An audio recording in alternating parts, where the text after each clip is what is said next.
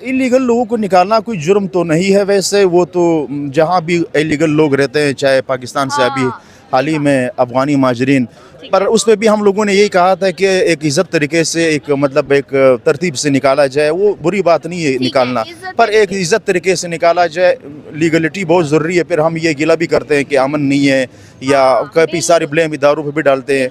जब illegal immigrants होंगे जहाँ पे भी, वहाँ पर अमन ज़ाहिर बात है थोड़ा सा ख़राब तो हो ही जाएगा। अच्छा, यहाँ पे एक और चीज़ आती है, इलीगल लोगों को जो है बाइज्जत निकालना, बिल्कुल सही बात की। लेकिन एक बात मैं आपको बता दूं कि बांग्लादेश जो है उसने वहाँ पे अपनी आर्मी खड़ी कर दिया बॉर्डर पे, और कहा यह जा रहा है कि वो अपने लोगों को खुद वापस नहीं लेना चाहते।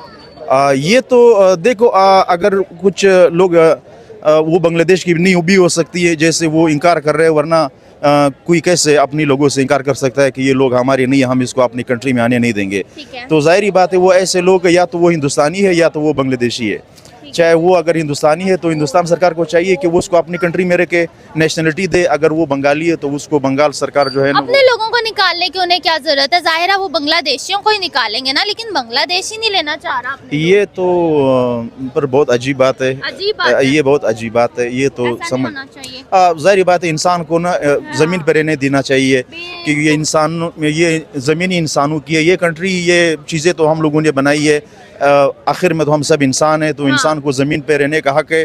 तो वो चाहे जहाँ भी रहे अमन से रहे, पर यह है कि कोई तो कबूल कर ले। वो लोग कहाँ जाए अभी?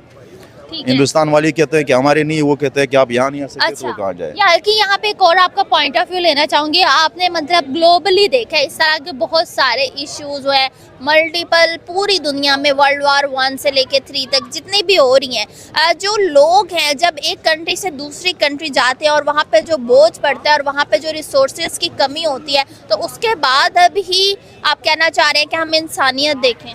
नहीं, मतलब ऐसे कंट्री में लोगों को जाना भी नहीं चाहिए जिस कंट्री में रोज़गार की बहुत इशू हो, जहाँ पर पहले ही वही कंट्री की आवाम खुद रोज़गार के पीछे भाग रही हो। तो